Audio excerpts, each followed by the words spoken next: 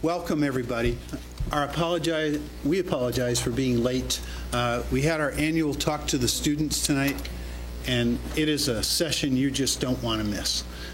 It's exciting, but we do apologize for having you wait for us. But they're a great group, and we love to hear from them every year. So it's really fun. This is a meeting of the St. Louis Park Public Schools School Board. And tonight we're going to kick it off with a spotlight. It's the counseling grant update and Aquilla Elementary Students Career Fair. So welcome, everybody. And we're going to kick it off with Dr. Maslowski. Thank you.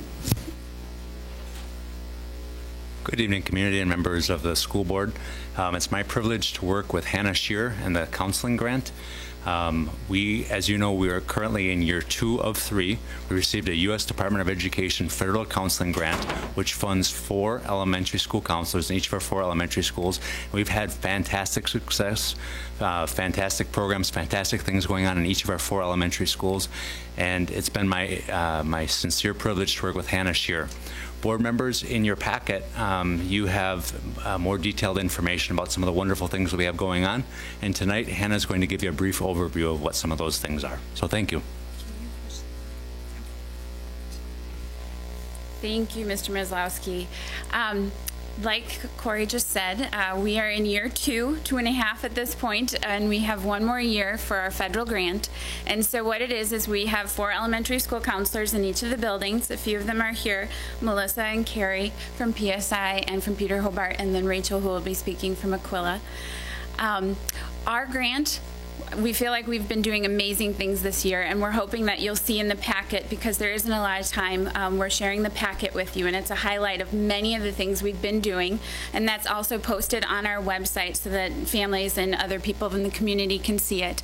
But the big pieces are, one of the key pieces is pulling together. We've done 870 large group lessons in district-wide, so students have had 870 preventative lessons on topics across the board, but many about their sparks and their passions and why we come to school and why we love what we love and how do we grow that and how do we become who we are.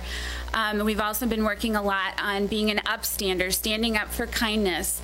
You know, rather than standing by and watching things happen in our schools, how do we work together and stand up? And then the last big piece that we've been really pushing is just working on kids recognizing, even at a very young age, the ideas of dreaming big in college and career, and that even our spark now is a kindergartner is something that we could grow later. And so we had a very large college and career exploration month in each of the elementary buildings, which was really exciting. T-shirt days, dress like your favorite career day, lots of sharing, lots of opportunity for the kids. But one really amazing project we got to do was pilot a career fair at Aquilla. And so I'm going to let Rachel Nelson share the success of that, and you'll be able to see a few photos and slides of that tonight. So before we get to having the students come up, I just wanted to share with you a pump-up video that we used during an assembly in March, and it's all about being awesome. And I had the pleasure of being able to plan this assembly with Olivia Tolzien, our IB coordinator, so that we could kind of connect those with students looking to their future. So it's about a minute long. What's the sound?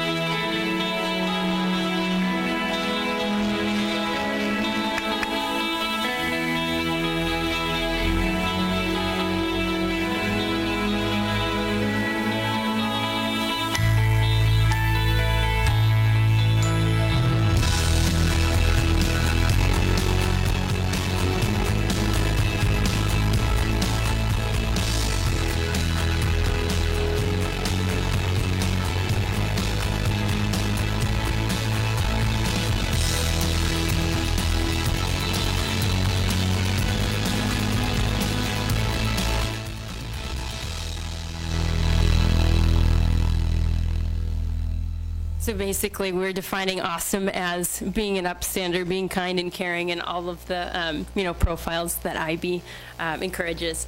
And so, as far as the career fair, some of the slides are going on up there, but it all actually started in February. Carrie Hokinson and I were working on planning some of the large group lessons we were going to be doing for the college month, and we came across the color quiz, which is an elementary version of the Myers-Briggs interest inventory. And so I gave that to my 4th and 5th graders and was able to use those results to put together the groups for the career fair, because I had about 14 or 15 community members and parents come in and share on the career fair day about what they do. And so being able to line those up and assign the students to some stations that would line up with their interests was just a really neat experience to see. And so, if I could invite my 4 Aquila friends to come on up here. These 4 students that were invited to come tonight were extra enthusiastic and just excited and really curious throughout the whole career fair. And so I just asked them to share a couple things with you that they learned on that day. So come on up. We have Tiana, Kiera, Hanad, and Hilda. What I liked about the career fair was I liked to learn about the veterinarian. I liked how she brought in stuff and stuff that we got to touch and look at. Another thing I liked about the career fair was seeing the police officer and learning about the bulletproof vest. What I learned at the career fair was that newspaper reporters find that normal people are sometimes more interesting than famous people. I also learned that photography is fun. You can take classes to get really good at taking photos. You can also get a major in taking photos.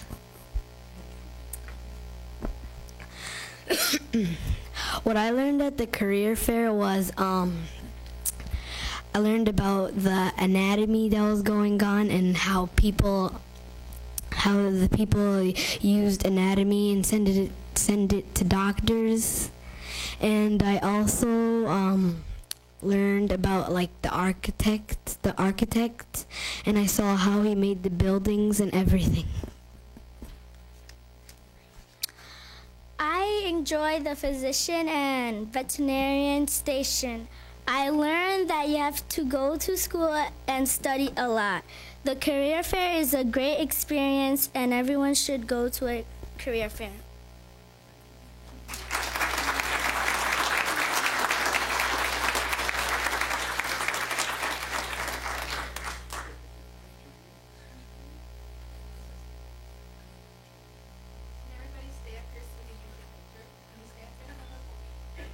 Aren't the kids fantastic?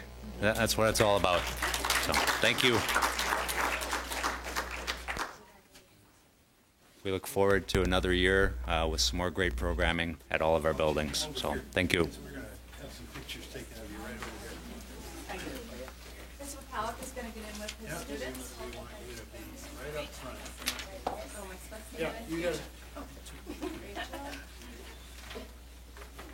Great job.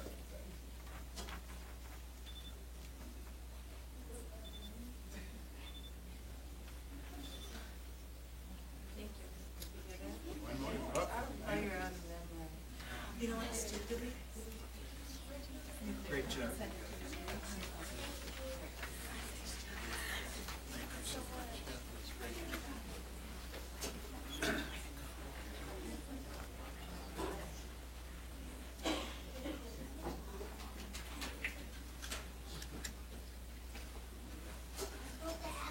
We do invite you to stay for the rest of the school board meeting, but we realize you probably have homework tonight, so we'll take a couple of minute break while people leave the room. At this time, weren't they beautiful? I just love seeing those kids. They are so great. At this time, I'll take you for a quick run through the agenda. It's our call to order right now, the approval of the agenda. We have some people here tonight for open forum, and we welcome them. We'll then have the superintendent's report. We then have a number of discussion items tonight. We have the community education annual report, the elementary facility task force recommendations and the superintendent's discussion, and the superintendent will make her report as part of that discussion. Policy development, first reading of policy 650, student fundraising activities, budget quarterly update, one of the most exciting parts of our evening. 2012-2013 staffing unrequested leave of absence, the superintendent's recommendation to the school board for elementary facilities task force, and then the consent agenda comes after that, then the action agenda, and we have 2 items on that, the contract approval for the Director of Community Education and the approval of the superintendent's recommendations for elementary facilities task force, communications and transmissions, and then adjournment. Could I have a motion to approve the agenda? Moved by Joe, second by Jim. Thank you. All those in favor signify by saying aye. Aye. Opposed, no. We have a 6-0 vote. At this point, we have open forum. We have 3 people. What we do for open forum is if you would like to speak, we have these yellow sheets. We would like to have them from you. I'll just take them in the order that I have them here. Julie Rappaport. And Julie, there is a time limit on this, and you'll be timed. If you just watch over here, you have 3 minutes, and then you'll get a countdown as you go. I'll do my best. Thank you. I'm Julie Rappaport, an alumni of St. Louis Park, as is my daughter, Tasha Lieberman. And I'm here, even though it's snowing outside, I'm here to talk about gardens. St. Louis Park is a top city where to live and a top school district in the nation. However, hundreds of school districts across the nation are already acting on teaching the basic life skills of food and nutrition from the garden to the table. Several districts in our metro area alone are already incorporating the state-approved curriculum for every grade in every subject with hands-on education and applicable theory beyond nutrition and health. I presented to the District Parent Advisory Council in January, and they went crazy on how each school could incorporate the learning initiatives as well as promoting every single point of the school board mission and its foci thereof. I'm proud to say that as of today, I will be bringing educational edible gardens to each of the city's park and rec day camps this summer.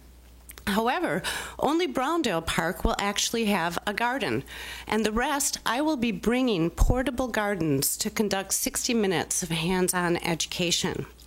Now, many people think that growing happens only in the summer, but there's so much more that can be grown starting in February and going well into November with grow lights, a simple hoop house system, or better yet, a greenhouse.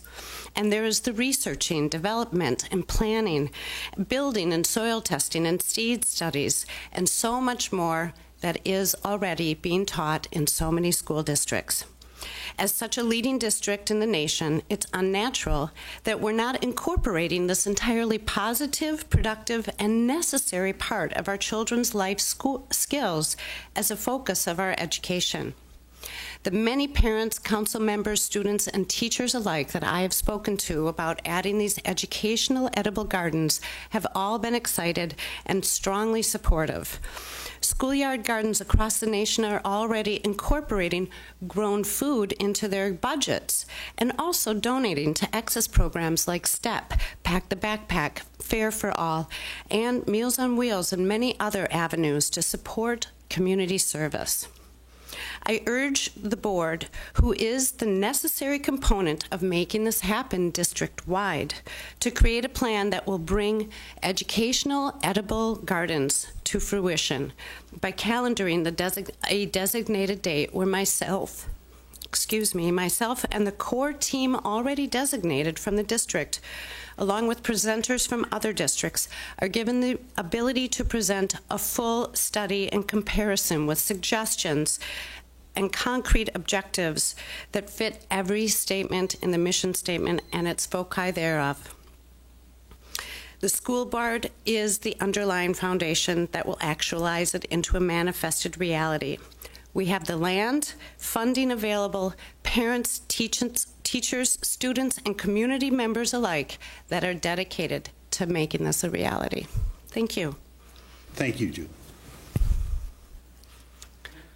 Sorry. Next, we have Mary Tombeck. There are actually two speakers supporting the Tombeck family. Mike Listick has given his time over to Mary, and so Mary has 6 minutes.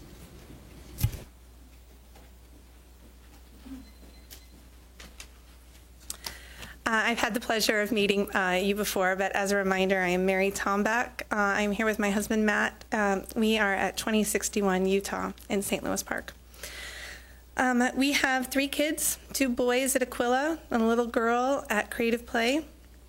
I have asked to speak with you tonight about item E on your agenda, specifically the involuntary termination of the employment of Kim Gettler, the licensed school nurse assigned to PSI, the high school, and Aquila. It's my understanding that Kim's employment is being terminated due to a business decision regarding the provision of health care services to students attending non-public schools in St. Louis Park. This decision has resulted in the elimination of 1 LSN position within the district, and as the nurse who's been with the district the shortest amount of time, Kim is losing her job. Noah, our 3rd grader, has type 1 diabetes. Since his diagnosis, Kim has been our partner in keeping Noah healthy. She does not simply help him test his blood or give him insulin.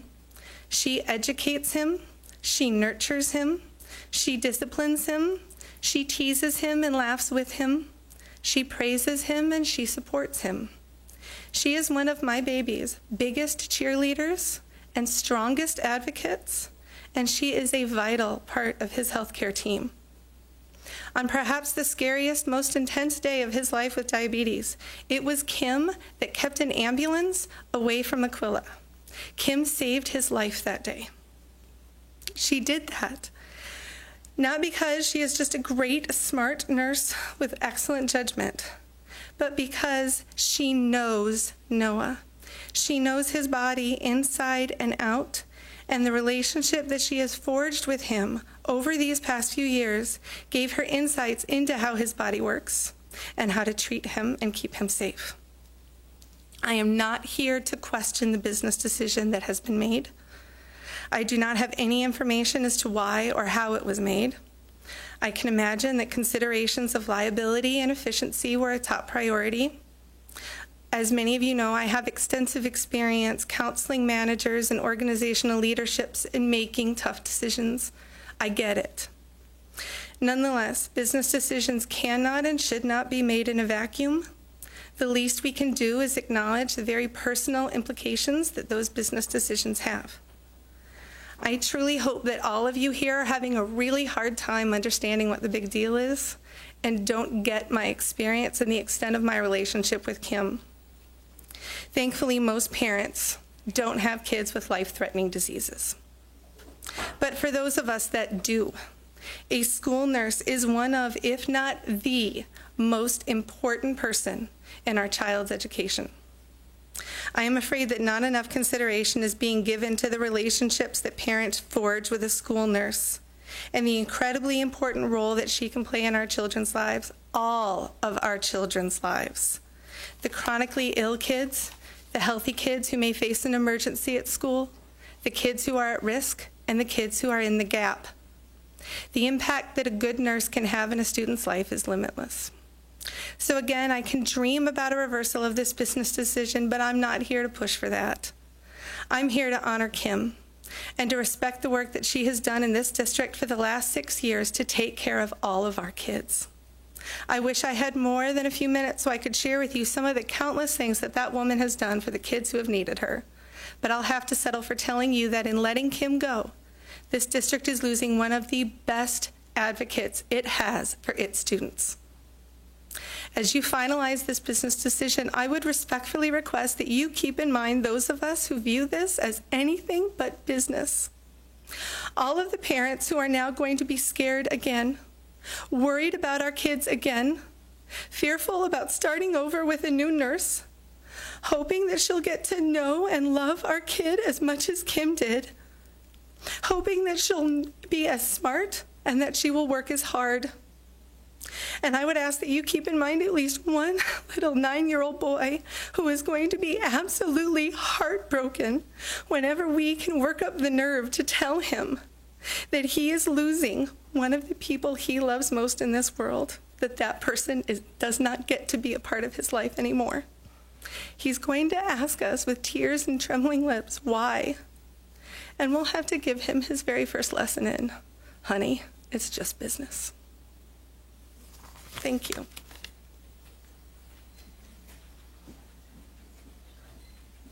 Thank you, Mary. Next item on the agenda, we'll skip over the superintendent's report and move to the discussion items. First item on our discussion tonight is Community Education Annual Report. And Lisa Green.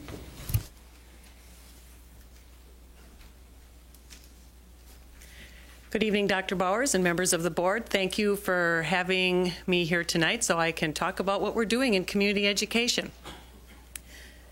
Please feel free to interrupt at any point to ask me questions if you'd like.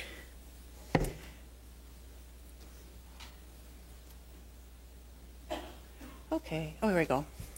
Okay, first I'm going to talk about our different program areas, and I'm going to start with bringing back our early learning programs to our strategic plan. Strategy 3, Result 1, the percentage of high-need preschoolers participating in readiness programs is increasing annually. As you know, or as you may remember, Mary Jabarian and Louise Rass presented to you last fall about our new early learning strategic plan. And Mary is out in our audience right now, so if you have any questions that I can't answer, she might be able to step up here and help me out. So starting that this year, we began our alignment of our early learning programs with common curriculum, common assessments, and common professional development. So wherever a family enters, whatever program they enter into, they're going to get the same education and the same readiness programs toward kindergarten. Also, I just wanted you to know that we've been working really hard to place kids into our programs, and we are now 40% of our students are on tuition assistance, and we use the free and reduced lunch eligibility to determine that. So I believe we are now where the school district is as far as our free and reduced lunch count, so we're really proud of that. And we're starting something new next fall, and I'm going to tell you as much as I can right now. We are going to be combining some of our early learning programs. Currently, we have programs that are tuition-based programs. We have free programs. We have special ed programs. We are going to start integrating our programs. And I can't tell you much more than that right now, but I do want to say this. We have a team that is doing that in our early learning department, led by Mary Jabarian and Louise Rass. And this team, I just got to say, is like, they're so high functioning. And I've been to a number of their meetings, and the work they're doing, I mean, this is change it can be on a fairly big order. We've got people who've been doing these things for 25 to 30 years, and we're proposing change. And they're working through it under Mary and Louise's leadership, and I know I'm really proud of them, and I think you would be too. What we're doing Lisa, is when we... I'm sorry. Question about that. Were you moving to subject? I'm sorry.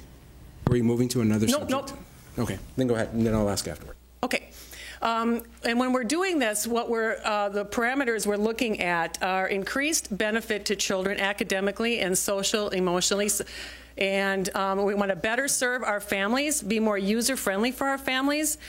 And we want to make our programs more equitable for children and families, so we don't have situations where we have 16 kids in our Ready, Set, Learn program and only 8 kids in one of our tuition-based programs. We want all of our programs to be equitable across the board, and that's why we're integrating. And also by doing this, our hope is we'll have more efficient use of our resources in that hopefully with the same amount of staff, we'll be able to serve more students. I'm going to move on to something else now, so if you wanted to ask. Okay, good. Another thing I wanted to just bring to your attention is Mini Minds. That is an initiative of the early learning in Minnesota. Our daycare providers and school-based programs and Head Start have typically worked and been competing with each other for resources from our legislature.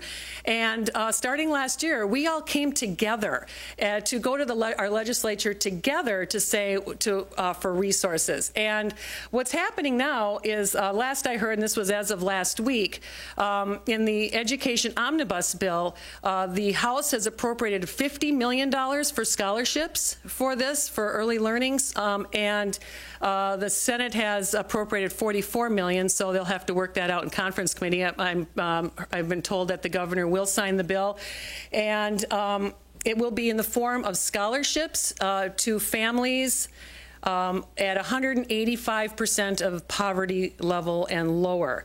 And in order for a program to be able to access those scholarships or access the children who have the scholarships, we have to be parent aware rated at 3 stars or higher, and we are working on that in St. Louis Park. And then what is ready for K? Excuse me, Lisa, I just want everybody to know that bill is sponsored by Ryan Winkler, and it has been pushed really hard. People have been concerned about the scholarships. Our job is to make sure we understand how to get those scholarships and get every child who is eligible from St. Louis Park into this program. It is backed by everybody pretty much in the legislature, and it's just a matter of keeping the funding intact and getting this through. Thank you. Lisa, you know our current rating? We're not rated yet. Parent Aware is something fairly new, and it just started like maybe about a year ago. So we're working on our rating, and we're pretty far along. And the next slide, it'll be more obvious. But our Kids Place program is becoming NAEYC certified. We're working through that program, and that gets us a really long way toward being Parent Aware certified. And then it's just going to be a matter of, getting some of our other ducks in a row to get that certification. And what is ready for kindergarten in St. Louis Park? That is on our strategic plan. We haven't started working on that yet because we wanted to get some of our infrastructure in place first. But I have heard through my legislative committee that I'm on that the Department of Ed is going to start working on that as to what is ready for kindergarten in Minnesota and starting to develop some guidelines. So that will be extremely helpful to all school districts because right now my understanding is what is ready for kindergarten in Minnesota is that you're turned 5 by September 1st. And there's not a lot of other guidance from the state on that. So we'll keep following that, and as they start moving forward on that, then we'll take our cue from that. Now, our Kids Place program, our child care program, like I already said, they worked very hard and they have completed the process for the National Association for the Education of Young Children accreditation, or NAEYC accreditation. We will find out in June if we have received that. It's a big, big deal if we have, and like I said, it gets us a very long way toward being Parent Aware certified and getting our star rating. The improved economy means that our enrollment is up in our pre-K program in Kids Place, so that's great for everybody. And our year before kindergarten program, which we started last year, we had to add another class this year. It's so popular, and getting kids ready for kindergarten, and 41 students will visit their elementary schools this May as part of the transition program. As far as our school-age care, our summer focus is what we try to connect kids to their school year from the spring to the fall. So in doing that, we do skill practice in language arts and math. We also have a reading challenge that the kids participate in. We have stop, drop, and read every day. But along with that, we also know kids need to have fun in the summer, so we have plenty of outdoor play and swimming and playing with friends and just keeping up their friendships from school, and that kind of parents just love our summer focus. And our K-5 focus during the school year is we create positive friendships, nutritious food and exercise, and we also offer homework help after school. And we have a new playground at Central. And it's not just Kids Place that gets to use it. The whole Central gets to use our new playground. And the kids love it, and the staff loves it, so that's great. Now, moving on to adult programs. In our adult enrichment program, we participate, we are one of the partners for the home remodeling fair that goes on every March. And it's at Eisenhower Community Center. It is a partnership with St. Louis Park, Minnetonka, and Hopkins School District, and then the cities of St. Louis Park, Hopkins, Minnetonka, and Golden Valley. And this was our best year on record. We had attendance in one day of over 1,600 people. And we have, one of the things that we're known for with our remodeling fair is that we have a lot of educational do-it-yourself classes that really draws the people in. And the vendors love it because they actually get more actual business from our fair than they do from, say, like the home and garden fair and those other giant fairs that go on at like the convention center. Now, in our volunteer program, Sarah Kreshwick retired at the end of December. And with that, we separated that program. And so we separated the school district and the city. And the city has their own volunteer coordinator. And we took the duties of the coordinator, our volunteer coordinator, and put them all under our adult enrichment coordinator, Linda Ashe. And but we kept the secretary, Kathleen Hayek. So we still have that. And it's a very smooth transition so far, and we are maintaining a close partnership with the city. We work together very closely with them. Their volunteer coordinator is named Laura, and we work with her to. We just work together. We help each other with lists and with and that kind of thing. We also have a good opportunity with Cargill.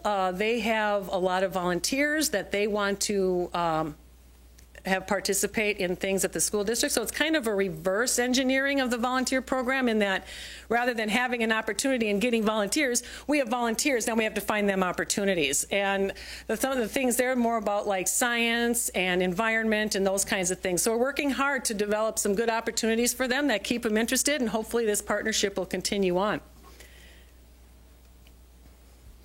Our Adult Options in Education program, we have experienced in St. Louis Park a 15% decline in enrollment, so that's not great news, but where that decline is happening mostly is in our basic English classes, and we think perhaps maybe we've saturated that market. Our enrollment is still good in intermediate and advanced programs, English programs, so it's hard to know. Maybe like I said, maybe we've saturated the market in St. Louis Park in that area.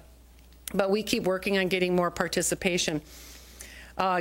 We have great volunteers in that program. We couldn't do it without them. And the focus for the last couple of years, actually, from the federal and state government is workforce training. And so for that, we are providing a program called Succeeding in the American Workforce, where non-native speakers learn the skills needed to obtain and retain employment. And then we have career training, and this is interesting. We have a fast track grant from the federal government, and what that does is it's a partnership that we have with North Hennepin and Normandale Community Colleges, and we provide college prep classes for healthcare careers. So students, as part of their adult diploma program, will get that prep class for college, and then as they get accepted over into the college programs, we don't lose touch with them. We're still in touch with them. It's a partnership, so they're back and forth, and we're still helping them. We have staff on site, and we're still helping them with their programs, so they can get their healthcare certification, whatever it is they're going for. And then our senior program, one of the big things we did this year is normally our senior program only advertised or marketed its entire range of programs in the newscaster, which you have a copy of there at the front. Only members of the senior program get the newscaster. So what we did was we put all of the senior program offerings in the general community education catalog. In that way, everybody gets it then. And so people who are available during the day and want to take a class at Lennox can take a class at Lennox at the non-member rate. And so we've gotten some increased registration through that. We are all about successful aging in our senior program. It's a proactive approach in mind, body, spirit, and community. We are not a respite program. We are all about keeping people healthy. And toward that, we have increased fitness offerings, and we have pickleball, which is very popular. And what is pickleball, you say? Pickleball is a combination of tennis and ping pong, is my understanding. It's played on the ground. It has a shorter racket, and it's a smaller area to play in, a smaller field. And so it's not as strenuous as full-on tennis. And so people can continue to play until they're older. And we have open time at Lennox, and the city partners with us on this, and they have spaces dedicated outdoors for the summer for pickleball, and it is really, really popular. We also have started Nordic Walking, which that is a partnership with Park and Rec, Park Shores, and Hoygards. We're all about partnering wherever we can. We're also increasing our offerings from the Osher Lifelong Learning Institute, which is OLLI for short. It's through the University of Minnesota, and it's educational programs. We're increasing our offerings there.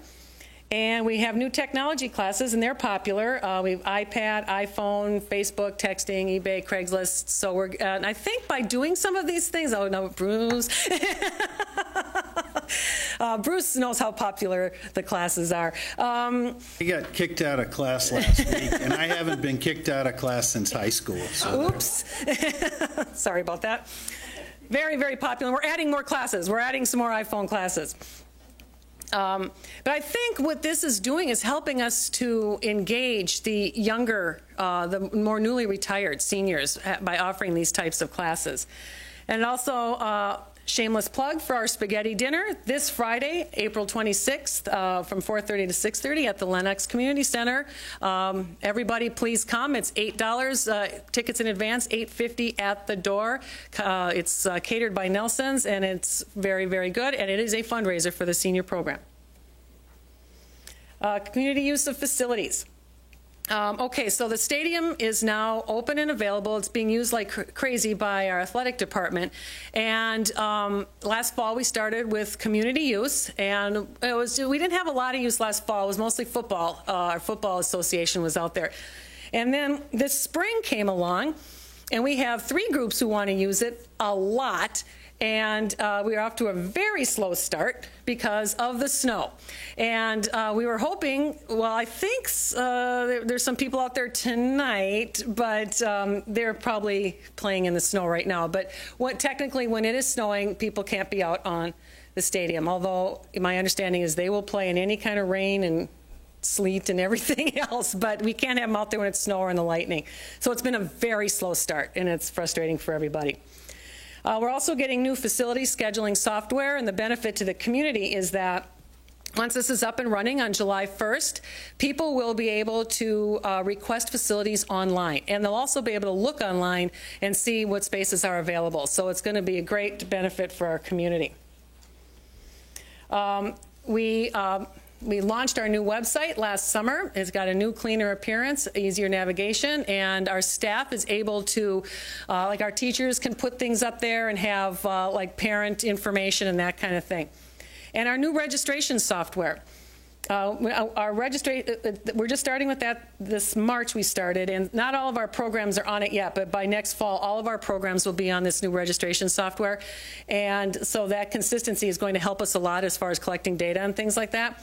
Easier user interface, and let me tell you, if you haven't gone on there yet to register for a class, please do so, or at least set up a profile. It is a dream to use. I've already signed up for a couple of classes, and it's amazing. It's just so easy to use. Also, it will help us with our collections. We'll have better accounting procedures, and it'll have a connection with the facility scheduling software, so we won't have to, our people who build classes in our enrichment side aren't going to have to write out a bunch of permits and then give them to our scheduling person, Kim. It'll all just pop over on her side, and it'll save a ton of time. And our youth services program. Now this goes back to strategy 3, result 4. Community partnerships provide extended day and extended school year opportunities for high-need St. Louis Park students. To facilitate this, we moved our youth services staff to the middle school last fall. And in that move, well, by building relationships with the staff, with the parents, with the students at the school, we're able to start adding more than 10 after-school opportunities for middle school students. Most of them cost less than $30. Some are free. And the goal is to just keep adding and adding and adding on to that. And also our Summer Spark program, we've increased the offerings for 2013. And if you recall, Charlie McChesney was here last school board meeting talking about how our Bridge to Summer School, how we're using targeted services to offer classes for free to kids in targeted services summer school, and we've increased those offerings as well. Our Youth Development Committee was featured in St. Louis Park Magazine a couple months ago, so maybe you saw that. We're adding new members all the time, and we're adding volunteer opportunities in St. Louis Park. And our Youth Enrichment Program, which is our after-school programs in the elementary schools, the chess team from Susan Lindgren won the regional tournament for elementary students. And I believe it was a kindergartner that won that. And what happened was, all of a sudden, through that, chess is cool at Susan Lindgren, and we went from having 5 kids in the chess club to 28 kids in the chess club. And we keep offering new classes at our elementary schools. So some of the new things we're doing is book club at Susan Lindgren, art club at PSI, Pops Dance at Peter Hobart, cartooning at Aquila. We try to, offer things that that the school community would like. And then I just wanted to show you our partners that for our youth services. These are all the partners that we have to provide all the different all of our different program areas. I won't read them all. You can read them on your own. And that's all I have for the main part of my presentation. I have some guests here tonight that are going to come up and talk a little bit, but if you have any questions about what I just talked about. I had the one question, and we talked earlier, and I think it's right here in the middle school, the 10-plus after-school programs. I'm not for sure if the same one that I'm referring to, but was there a photography program last year or this spring? At the middle school? Yeah. I'm not sure of all the classes that were offered. I don't have a list of them. So Charlie's the one who put them all together. So I'm sure if he could put photography there, he would. I think there was. It was run by Sarah Doherty. But what sparked my mind was it's more of a spark kind of classes that would be after school. Yep. And we had been talking, and we're thinking that maybe the community members could run some classes like cooking classes and things like that, which would be sparks for the kids in the middle school. So it was just a thought. No, that's a great idea. And I know that Les and Charlie wanted to bring in more volunteers to come in and work with the kids after school. And, one of the things about that is you have to have procedures in place, because you can't just have people just coming in. There's got to be like a connection and making sure that the volunteer gets to the classroom and the kids get to where they need to go. So that's one of the reasons why I wanted to move Charlie and Angela over there, because they can facilitate that connection at the middle school and make those kinds of things happen, because they're there on site. And it's really been helpful having them there on site.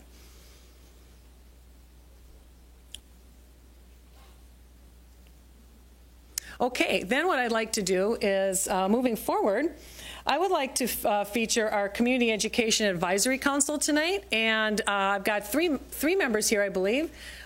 Sandy Johnson, who's our chair, and Greg Lindberg, who is our secretary, and then Kristen Piper out in the audience. She's one of our members, and she used to be chair a while back.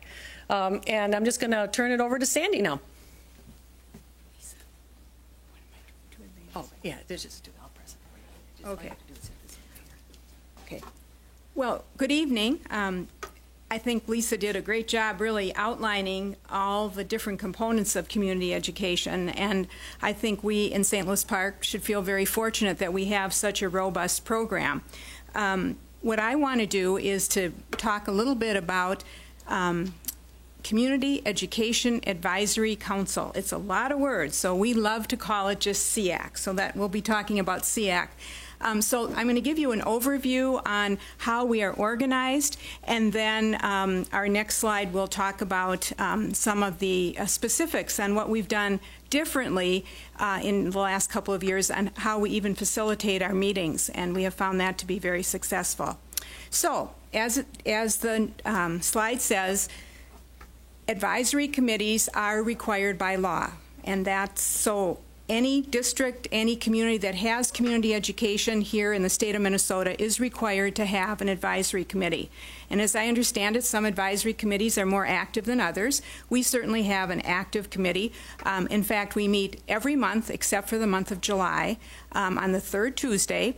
Our meetings usually go from 7 to 9 with one exception, and that's in August.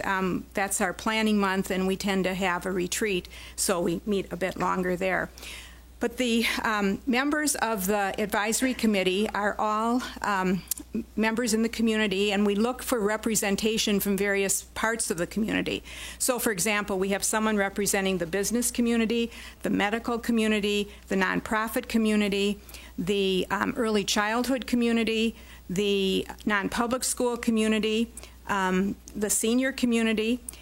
In addition to all of those representatives, we have a number of people who are also members at large. And how people get involved with the committee or advisory group, they're either appointed by you folks, about half the list, and the other half are appointed by the city council. So it is a process for people to apply and then ultimately receive the recognition or the appointment. In addition to the folks that I've listed, we also have school board representation, parks and recreation representation, as well as city council. And now I'm going to put in a plug for the school board side. Joe has been representing the school board, and of course before he became a member of the school board, he was very active with the council in our officer rank.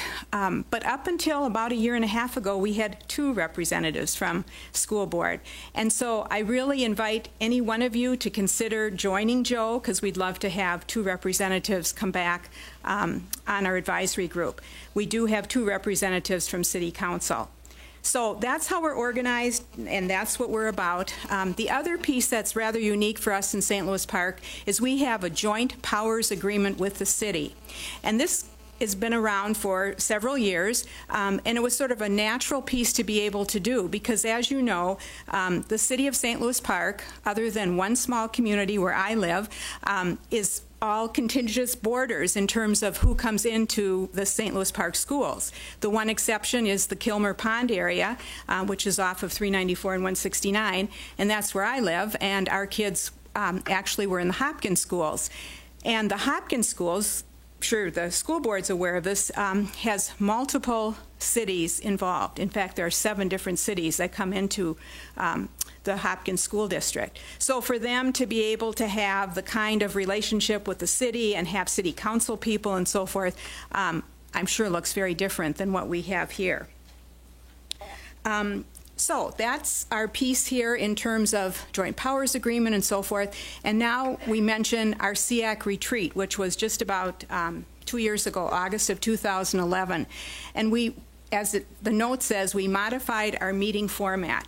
What we did is we brought in an external facilitator to help us really look at where have we been and what would we like to be. And so we have made some major changes in terms of the structure of how we conduct or how we facilitate meetings. We no longer have presentations. We ask everybody to come in and have a conversation with us. So when Dr. Bowers came into our meeting 2 or 3 months ago, we said, no PowerPoint stuff, we would just like to have a conversation. And the reason we are doing that is we find that we can learn so much more from whoever it is that we've invited in to have that conversation. Because in the past, what we would do is, we want to go to the next one, actually, the guiding tenets. Okay, and I'll be talking about the guiding tenets because that also is an outcome from our retreat. But what we have found is that this is an opportunity for us to learn so much more about various aspects. In fact, at the last meeting, we had the College Possible staff person come in and talk about College Possible. We've had Dr. Bowers. We've had all of the lead staff for community education. So this gives us an opportunity to learn more about what's happening in the community, and hopefully it gives the person coming in to have this conversation to have an opportunity to get feedback from us, get input from us, and so forth. So we did away with the school board presents, the city council presents, Parks and Recreation presents. That's how the meetings were done in the past. And now we have open agendas, so we certainly have sufficient time for that to happen. But we also ask people to share with us things that would be pertinent to the fact that we are part of community education. So now what we have are our SEAC guiding tenets, and this also came about as we had our retreat. I'm just going to highlight a couple of them. For example, the second one, SEAC is a sounding board for ideas in action. Lisa's already talked about Charlie McChesney, who now offices at the middle school. Part of how that all came about is one of our very active SEAC members who is very active. She has a child at the middle school and is very active in the parent group, could see the benefit of moving him, of actually having him on site. And so she worked behind the scenes along with Lisa and Charlie and so forth, and now they have this wonderful relationship where he is actually at the school and can do so much more. But it really sort of started with the fact that we had a parent who was able to help engineer that. So that would be I think, a sounding board for ideas, and not just an idea, but taking action. The other one I'll highlight is SEAC provides feedback to community education program initiatives. So we've had some staff come in to share with us a presentation that they were going to give to perhaps a group of principals. And before they actually delivered it, they showed it to us or shared it with us, and we made some suggestions, some ideas of rearranging, get the ask up sooner than what was on the way they were going to conduct that presentation, and we got feedback that it was very successful. So that's what we're about, and that's what we really, again, want to do, is to have an opportunity to really be involved in any way that we can to support the school district and the community at large here in St. Louis Park. Our agenda also now includes meeting norms. That was something that we discussed at our retreat, and we don't want to forget those norms, so they are actually on our agenda. And that's just another piece of how we even put our agendas together.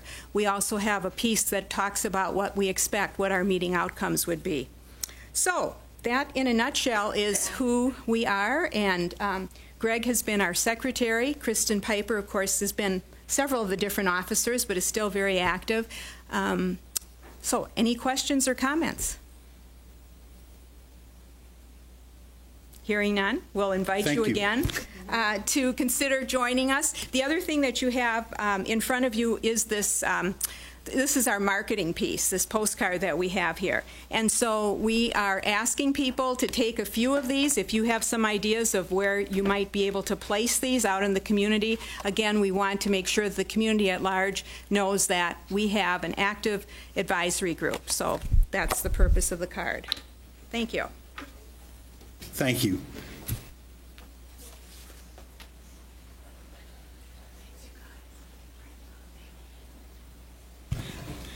Next item on our agenda is policy development, and Dr. Corey Meslowski.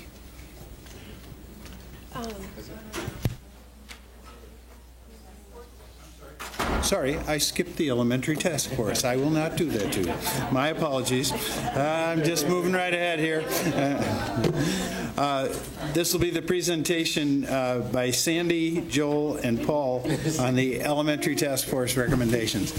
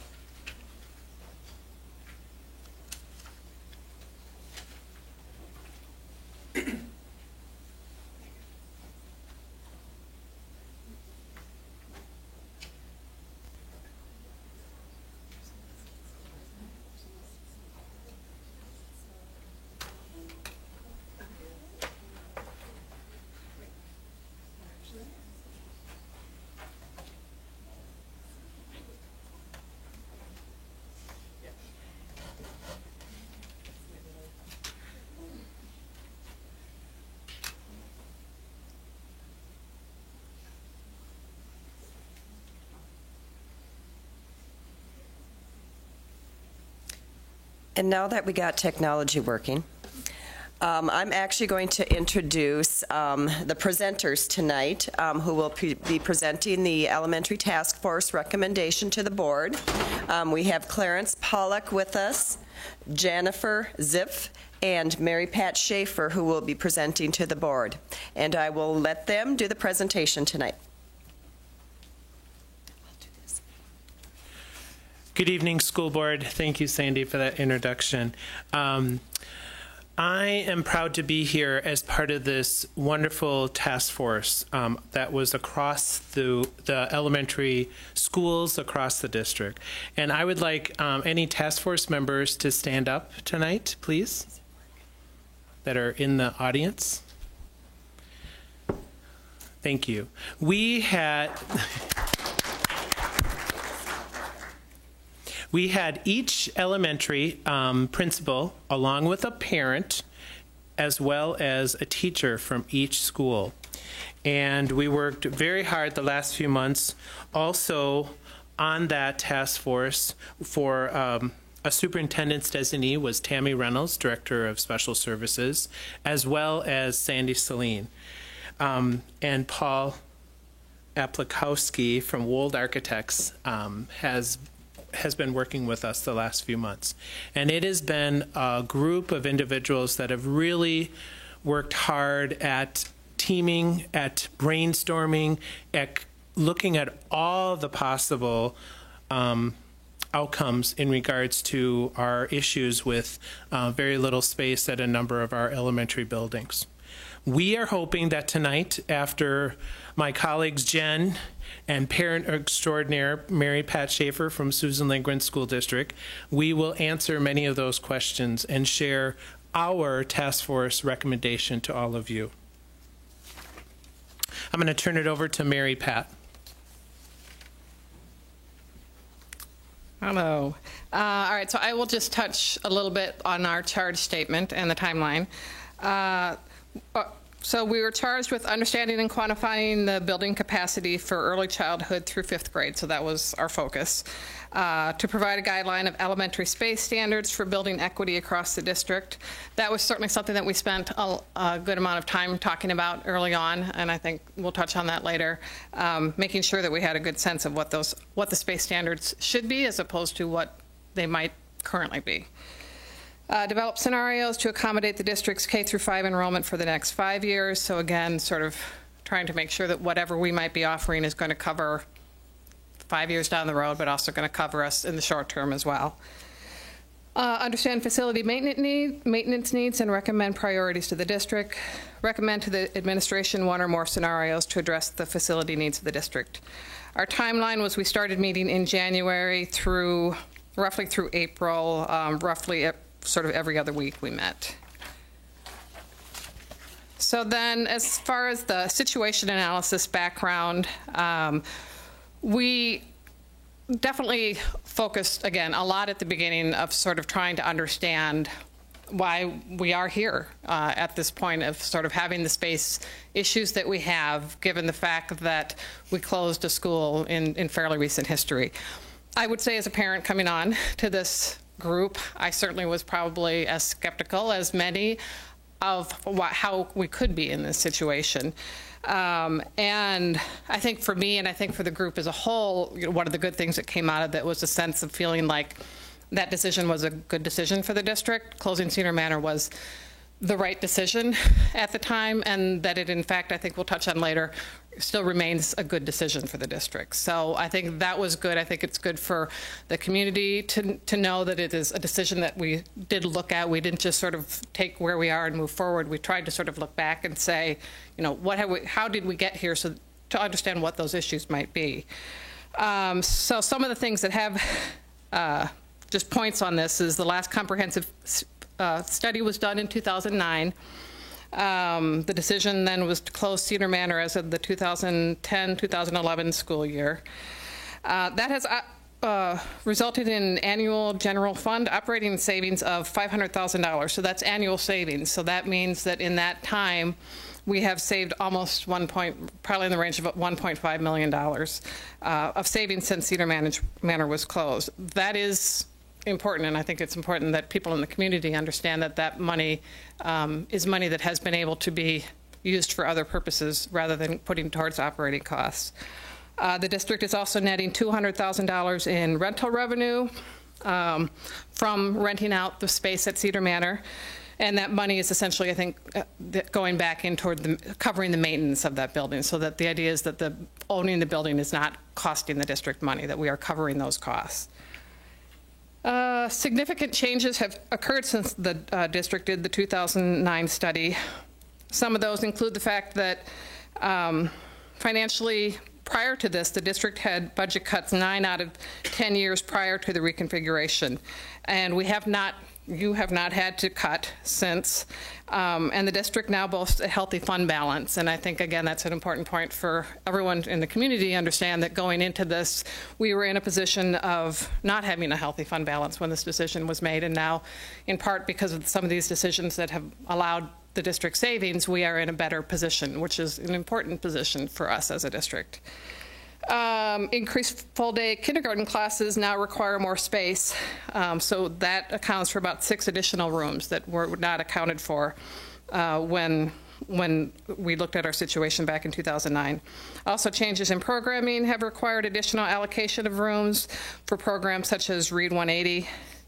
And then our K-5 enrollment has increased from 1,936 students on October 1st of 2009 to 2,116 students as of October 1st of 2012. And Clarence is going to talk a little bit more about some of the enrollment issues as well. I'm going to continue with the situation analysis in the area of enrollment. Projections developed by Hazel Reinhardt Consulting. District is trending on the high end of all of those projections. Overall enrollment is projected to increase by 195 to 335 students in the next 5 years. Continued growth projected through 2021 to 2022 school year, excuse me. Just recently, close to my home, Aquilla, we have had 15 additional students register at Aquilla just last week, and actually 2 weeks ago, and last week we had 3 more. So if you visualize 18 students, and these families are not just moving from Minneapolis or close by, they're moving from South Dakota, Worthington, Ames, Iowa, as well as Illinois. So it's not necessarily moving within the metropolitan area. These are new families into St. Louis Park. So we are up 18 students within the last 2 weeks. And think about 18 students in a classroom spread across the building. It's a good thing for our district to have those students and to have those wonderful new families, but it's also, we need space for those.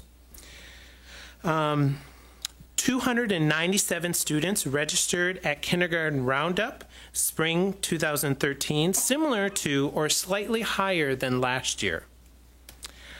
Continuing with the situation analysis in regards to standards.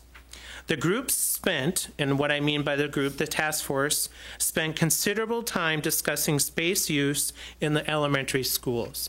That was an educational, I think, adventure for many of the parents and even some of the teachers in regards to what the schools, the staff, and principals have been doing the last few years in regards to our constraints and not having any extra room to do necessarily extra things. We are doing wonderful, wonderful things in all of our buildings, but it is getting to a point where we don't have a lot of wiggle room. Wold Architect met separately with the elementary principals numerous times and administration to assess space use and what are we using it, to make sure that the task force was truly talking about what we all felt as administration, and there was definitely overlap all the time there. new standard of elementary space assumptions emerged. We as a task force talked about what do we want in St. Louis Park School District and our elementary schools.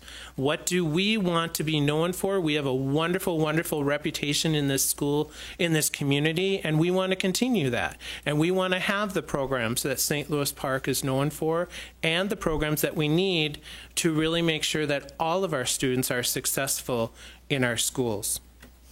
New standard recognizes need for space for reading programs. That was mentioned a little bit earlier. The difficulty of teaching on stages and additional spaces needs for buildings with high free and reduced lunch populations. I'll turn it over to Jen. Thank you. As Clarence said, I think one of the things that we spent the most time talking about was that we want a district that is not constrained by its building space. We want programs driving our district, not buildings driving our district. And so we wanted to look at what would be equitable across the district. And some of the things that you'll see right now on the screen are things that we want to be equitable across all of the buildings that aren't currently right now.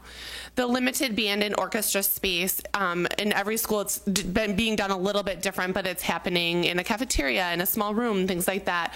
We looked at that. It's not something that happens every day, all day. It's just a once a week thing, maybe twice a week for some of those kids. So that was something we said we just wanted to be consistent, but we didn't think needed an entire classroom. We looked at using the stage for instruction. Again, we don't want things on that stage that are happening all day long. Right now at both Aquila and Peter Hobart, Spanish is being taught on the stage. There's no windows. Our stage at Peter Hobart is not currently accessible for anybody in a wheelchair or having any physical handicaps, which is something, that I believe is coming regardless of the use of the stage in the future.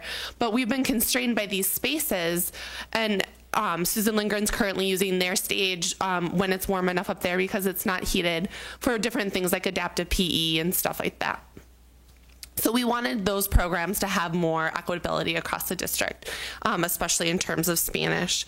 Art instruction, again, varies across the district. Some have classrooms, some travel to the class, things like that.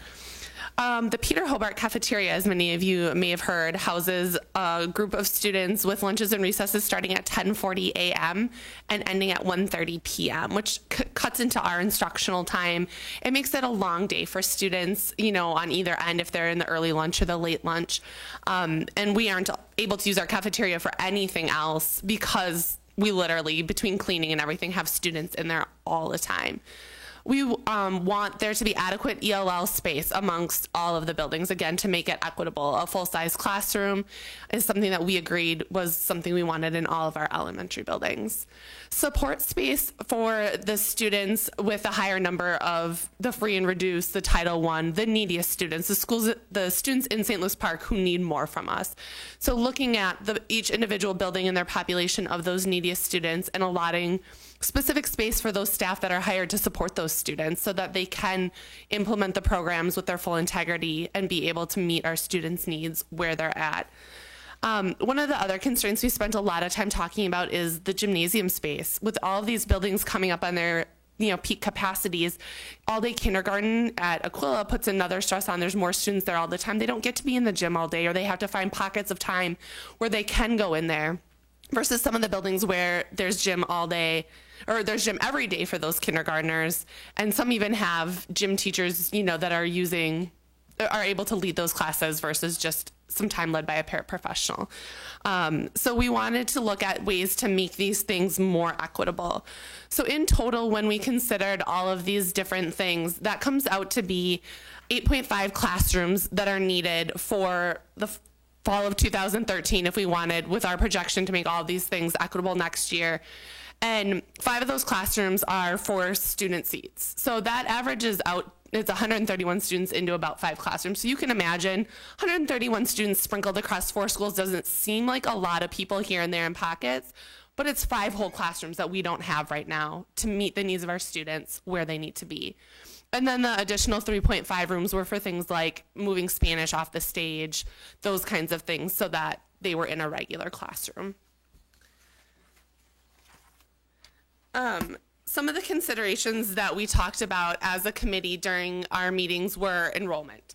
Obviously, enrollment is a projection. It's not any exact science, and we know that all we can go off of are the projections that we've been given. But is it a peak? Is it a bubble? Is this continued enrollment going to keep going with us? And is this going to be a problem again in 5 or 10 years? We don't know that. So we looked at everything we could. One of the things we talked about extensively was open enrollment, class size policy, things like that, where we could maybe be more consistent in knowing what the district's needs were going to be, so we didn't find ourselves in this same position 5 years down the road. Again, to how I started, we want our programming and student achievement to be driving our district, not to be driven by our building space. And currently there is an impact in the schools who can't implement their reading intervention programs or have all of the intervention and support services that their students need because they're physically limited by their space. We talked about attendance boundaries and how sensitive that is to everyone in this district after just having gone through that in 2009. We know that's not what anybody wants to have to do again, but we did take a long time to discuss if that would be what the best option for the district would be. And you'll hear our recommendations in just a few minutes. The other thing we spent a lot of time considering, which we have no control over, but is all-day kindergarten. And it sounds like it's hot and heavy in legislation, and obviously we know it's what's best for students, but there's space constraints that come with all-day kindergarten. There's funding implications. There's all kinds of things like that that we had to also look at. If we made the decision and recommendations we're making and then all-day kindergarten comes, are we going to be right back in this boat again? So the planning assumptions that we used to get the number of classrooms that we were talking about, the 8.5 or 9 classrooms, were formula-driven with the help of WOLD. And so we based it on a classroom kindergarten size of 21 students on average throughout the district. We looked at grades 1 through 5 being on average 24. Again, these are just averages. There's no class size policy or class size range policy in the district currently. We want all of the buildings to have 2 computer labs or the equivalent of that so that we're able to utilize technology to our maximum capacity. We want there to be a music space that is equitable, an art space that's equitable, continuing to have equitable size and spaces for our special education programming, for our world languages, Spanish at the IB schools, and then at PSI they have their English programs that they do. We want an ELL space. We want a classroom for our English language learners. We have 80 plus students at Peter Hobart that fall under the ELL category. That's a lot of students to serve in a half-size classroom or a partial space. The reading space is crucial to helping close that gap and help our students become readers by 3rd grade to make sure that they're going on to be as successful as they can be. So we want all of our students to have access to those reading spaces if they need it. We agreed that gifted and talented needed a designated space, but not a full classroom space because it's only twice a week. And it's, again, only for a little chunk of those students' days. They're not in there all day, every day type of situation. And then to have a specific place for that wonderful community ed programming, Kids Place, that Lisa was just talking about. A lot of those programs are being crunched within our buildings too because we have no home for them, and they're an integral part of our students' days before and after their school day. So I'm going to pass it back to Mary Pat for some of our recommendations. So before we talk about what our recommendations are, we thought we'd touch a little bit on the options that we didn't recommend. This is what you see is just a very brief recap of some of the options. I think the biggest downside to many of these was cost, either capital cost and or long-term operating costs, disruptions to current programming, possibly immediate or ongoing boundary changes. So just to highlight the status quo, was essentially just sort of do nothing. I think we didn't spend a lot of time on that, realizing that it's not an option to simply do nothing. We'd end up with about 215 seats short within the next 5 years. Basically, it would just be sort of ongoing choices about class sizes, enrollment, probably boundaries as well to try to manage to what we have. Open Cedar Manor is one of the next options. I think that's highlighted only because I think for many people looking at this, they might look at this and think that seems the obvious choice. Again, I think that after our discussion of it, we feel like no, it's not the obvious choice for a lot of reasons. The cost of it, and also you'll see that the space changes of opening Cedar Manor would get us to 600 additional seats. So even at the highest enrollment that's currently projected, we're still looking at that building sitting half full. So that's clearly more than we need. And we go back to the $500,000 hit to the annual budget every year because we would be looking at administration and all of the things that go into running a separate school. So again, I think this is a good point that highlights why closing Cedar Manor is still a good decision for the district.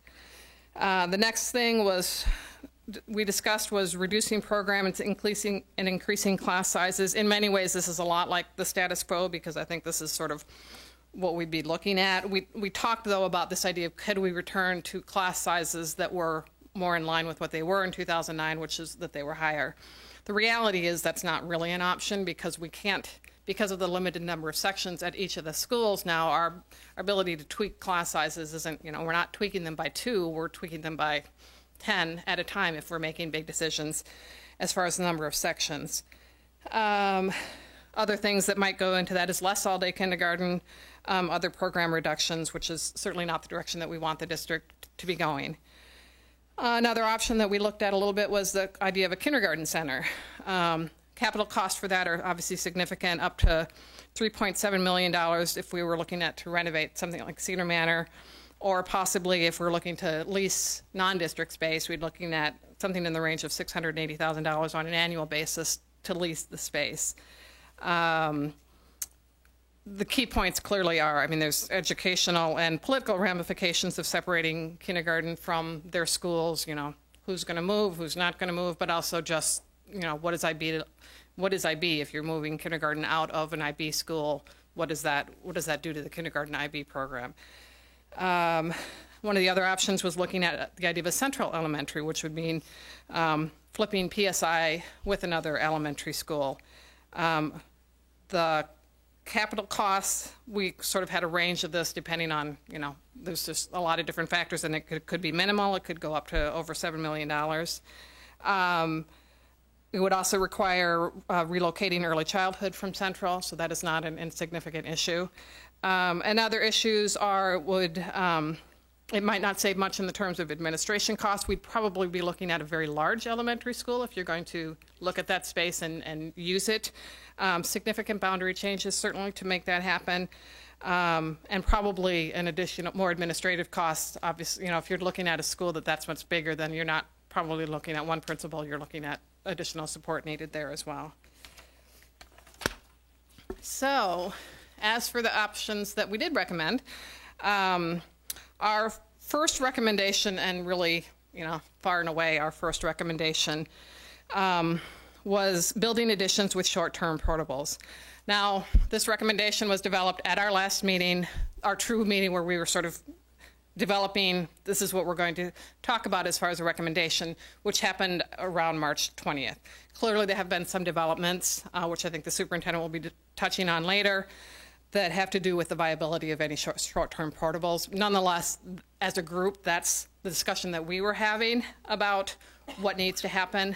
I think that the message that the task force would want to say is that we lumped this together because we feel very strongly that a short-term solution, addressing this in the short term, is very important. I think one of the lines from the report that you would have is, the committee discussed the urgency of providing relief for space needs that have been ongoing at Peter Hobart and are growing at Aquila and Susan Lindgren. These needs are real and are affecting the quality of education at these sites. So although the mechanism for dealing with this is probably going to be something different than portables, I think the message from the task force doesn't change in the sense that we talked a lot about this. We talked about, clearly there's issues in sort of looking at spending money now and looking at spending money later. And I think it's important for you as a board to know, and the community as well, that we didn't discount that in any way. So when we made this recommendation that we felt like this was that what we needed to do, it was because we felt like these needs are significant and they are having an impact, and that we didn't feel like saying that because it might cost some money in the short term, that we felt that it had gone on far enough that we couldn't say that we shouldn't be doing something now to deal with this. Realizing now that you'll be looking at some options that might deal with things in a different way, information that we probably weren't looking at when we had this. But the idea behind this would be that you would have a referendum in the fall to fund the additions. Those would be the permanent additions. The idea behind the portables was to address the immediate needs to ease crowding. Capital costs of a range of like $4.3 million to $5.6 million. Space changes would be to add classrooms to 3 of the 4 elementary schools, and then also to do an addition to the Peter Hobart cafeteria. So Quilla, Peter Hobart, and Susan Lindgren would be looking at additions. No changes at PSI from this standpoint. The question of all-day kindergarten was another thing that has moved a lot, even since we first started talking. We weren't really considering that when we first met, purely because at that point, I mean, I think at that point, just barely had even been talked about by the governor. There has been some additional research that has gone into this, and I think at this point, the idea would be that we would, if we were looking to do all-day kindergarten across the district, we were looking at another room at Susan Lindgren and another one at Peter Hobart, so you'd be adding about another $1 million to the costs that are part of the recommendation here.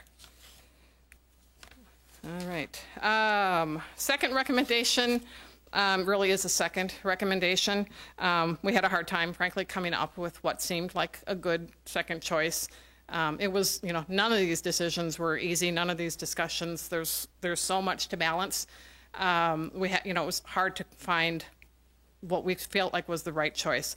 The second choice was something we felt like part of our charge we thought was to come to you with 2 options. So the second one that we came up with was doing long-term portables along with the Peter Hobart cafeteria addition. So for people who might not be familiar with portables, the idea is that these are connected to the building. These have a permanent link by law. These are not just sort of, they're going to be running out in the snow to go out to their classroom. The capital cost for this, assuming a purchase and assuming the Peter Hobart cafeteria addition, was about $1.9 million. Again, if we were looking at doing all-day kindergarten across the district, that would require some additional space, so that'd be about another $250,000 added onto those costs. The estimated operational cost for this would be about $30,000 in utilities, no additional custodial anticipated. The space changes would be the portables plus the permanent link. The key points here is, again, it just sort of would balance available space with the programs and enrollment and would not require big boundary reconfigurations, which was certainly something that we focused on a lot, is not having to do that. Only viable as a 5-year solution. So we were, if you really feel like we're looking at a 10-year thing, then this option becomes even less of a viable option. And then Jen's going to talk about some of the future policy considerations. Thank you. Like Mary Pat said, we were tasked with coming up with a 5-year solution and not policy changes, but some of the things that weighed really heavily on our conversations throughout this entire 4-month journey were class sizes and open enrollment. And so we just have a suggestion that those be policies that you guys maybe consider looking at in the near future, more as tools to keep us on track enrollment-wise so that we aren't sitting in this same situation. If we have more of a range on class size policy, then we might be able to better gauge where we're at. Because we did have a lot of people question, well, can we just stop open enrollment? Can we, change class sizes and those kind of things? So those were things that influenced our conversation, but again, would be policy changes made by the board that we wanted to recommend to you guys. Can I follow up with a question on that? When you say class size policy, are you saying, excuse me, my voice, but a certain limit in a class, just like? Not necessarily a limit, but a range. Just there's a lot of inequities across the district. For example, kindergarten at Aquila currently is sitting at 24 to 25 per section, which is higher than any or other elementary schools. There's a third grade sections at Susan Lindgren have 30 students compared to the 23 in my classroom. And so there's just a lot of discrepancies. Again, when you put the elementary schools together, there's not as much ability to be able to shift around by a section, but it is truly impacting the students' education and being able to do what's best for students when the class sizes get that high. And so we can, flex a little bit here and there depending on the enrollment waves, but as these numbers are continuing to stay high, what is the expectation? What we want the community to know what the district believes is a quality class size so that our students are receiving the best education that we want them to receive in St. Louis Park.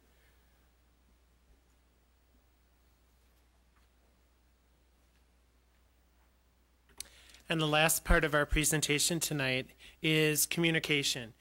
Obviously, in our district, we need to do a very, very good job, and our community, of communicating what we have been working on the last few months and what are our projections. Here is what we propose as our tools of communicating all the information.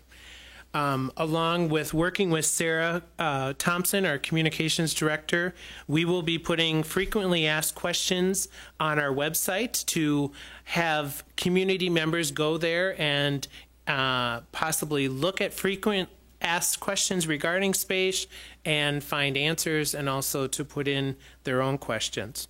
We will be doing, some of the task force will be doing a spring roadshow. What I mean by that is we will be communicating to staff, parents, and community at possibly PTO meetings at all of our schools, other possible district committee meetings to get the word out on what we have been working on. We will be sharing information via Channel 14, our cable channel here in St. Louis Park, and on demand via website. Sarah Thompson, as well as district administrators, will be putting a significant chunk of this information on our publication that we'll be putting out in spring, our school news. We put that out and send that to all community members within the school district. And last but not least, our possible recommendation to go out for a possible referendum in the fall of 2013. So, thank you, and questions or comments, please. I think that's a great idea on the task force, making sure that the community knows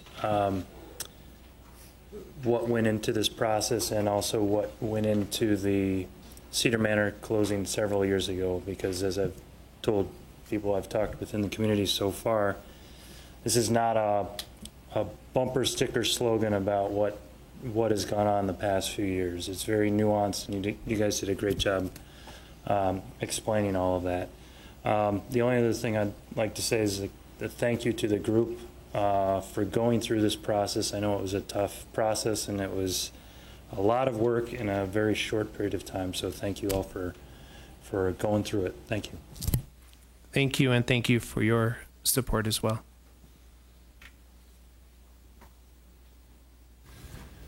Mary Pat, Jen, Clarence, thank you for the presentation. Sandy and the entire team, I echo Joe. It was thoughtful, it was thorough, it took the history. This didn't just happen overnight. This has been an ongoing process with a lot of moving parts to it, and you've done an excellent job in putting it together, explaining it, and now it's up to us to make sure we take it to the community so that everybody does understand it. But thank the three of you especially for your presentation tonight. Very clear, well done. Thank you.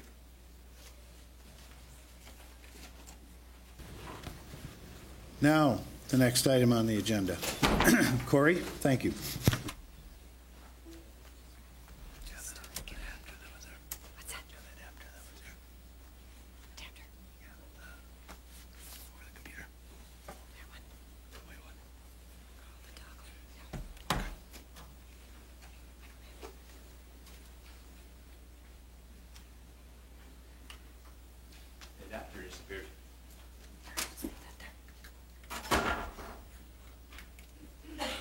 So in Methods 101, back when I was in undergrad, they said always come prepared with your own adapter. Oh, just kidding. In all sincerity, though, I still like the overhead projector a lot. It does. It does. All right, and Microsoft just crashed. So you can also come with a paper copy, which also works.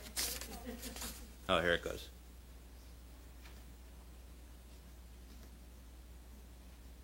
So who doesn't like to talk about money? One of the things that we took a look at this year was fundraising in regard to ensuring that all of our elementary sites were doing similar things related to fundraising, and just to kind of get a handle, now that we reconfigured our schools a couple of years ago, to ensure that we were doing things similarly. And I'd like to share with you a couple things that we found and a few recommendations that we have. So why do we do fundraising? According to our policy, it's to enrich students' experiences and learning opportunities beyond the existing levels of financial support provided by our taxpayers.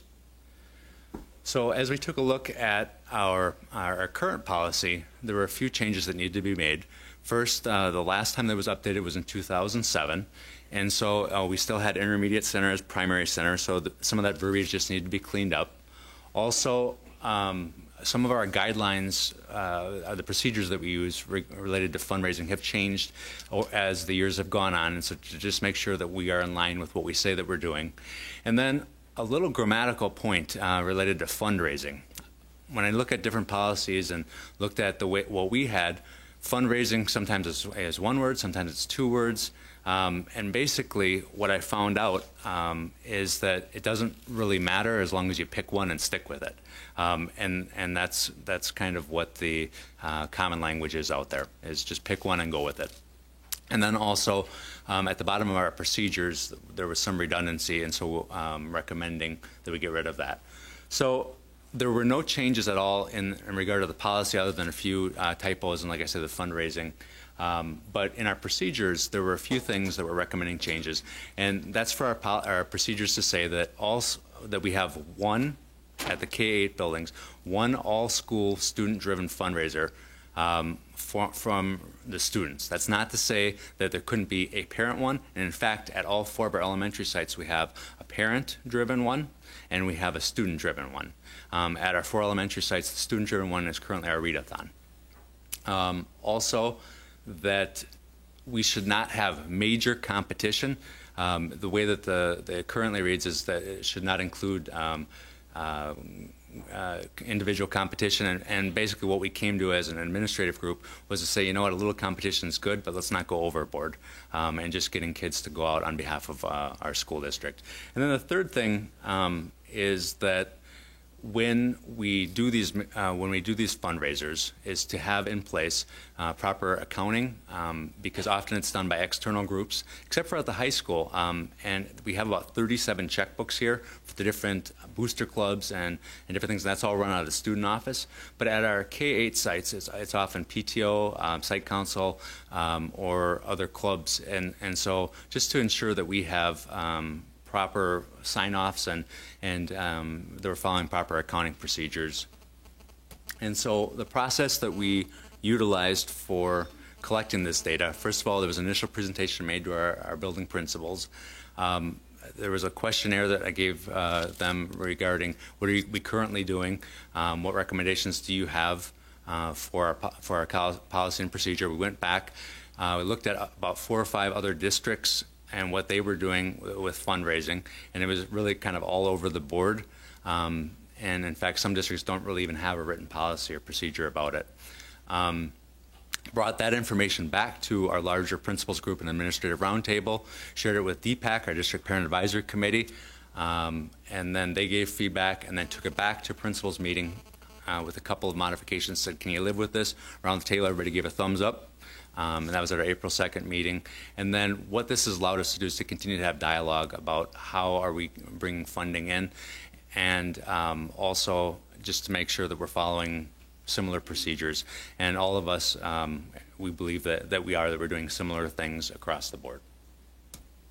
So are there any questions or comments or concerns? And this is a first reading. Thank you, Gordon. Thank you. Just I appreciate the section on at least 2 people signing off and the accounting procedures, because I know I've noticed a couple of stories in the newspaper, and there always are periodically, and well, they haven't involved St. Louis Park. You know, I just think we do need to emphasize that. And I also like to see that these are consistent practices across our schools. I've seen there's a lot more. Just getting them all the elementaries doing readathons and seeing the enthusiasm that's developed around those has been a positive sign in recent years across our elementary schools. Thank you. All right, thank you. Next item, Sandy is back.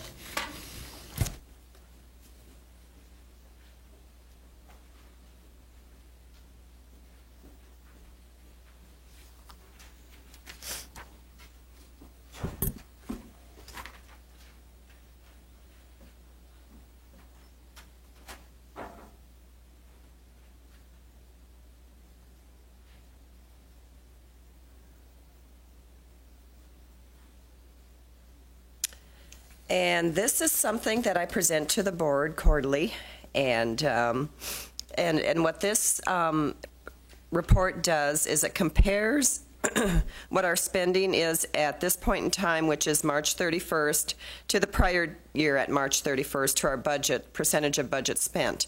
And usually with a school district, unless there's something that we can clearly identify, the spending patterns usually stay the same from year to year. And, you know, other than a few changes in severance paid where the budget may have been differently from the prior year and things like that, and there was maybe budgets and administration that should have been in instructional support. Looking at the bottom line, it's slightly over what it was last year at this point in time, but the explanation that I came up with is at the end of the audit last year, we did have adjustments of about $370,000 of expenditures that we had savings for. So if you plug that in, actually it comes right on to where we're actually at this point in time this year. So where I'm thinking that we're going is we're going to be a little bit more spot on to where our actuals are than we were last year based on this analysis. And like I said, this is a tool. It's, you know, not an absolute, but it's a tool that we use to take a look at what we're looking like at the end of the year and where our spending patterns are compared to our budgets. So with that, unless there's any questions, that's all I have. Thank you, Sandy.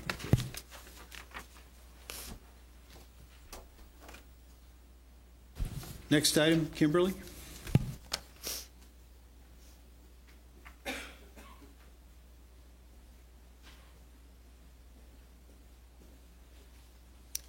Good evening, Dr. Bowers and members of the board.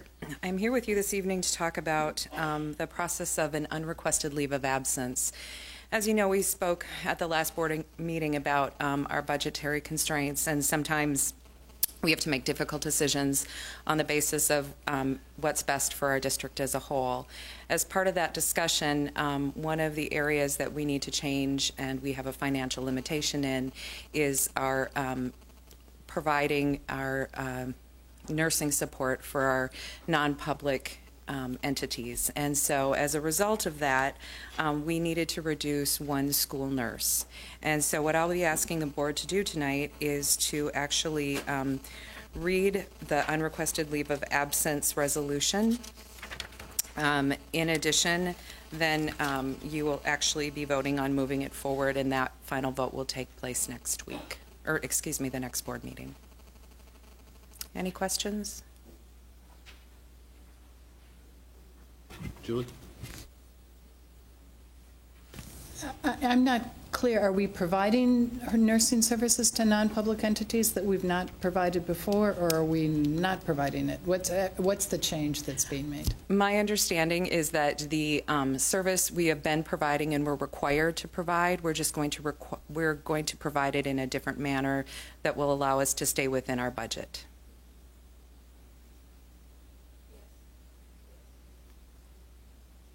We have a long history of partnerships with our non-public schools, and school nursing is a portion of that, along with guidance and counseling, all whole different areas. The money flows through our district to provide the services to the non-public schools. And we've been using district staff to do that.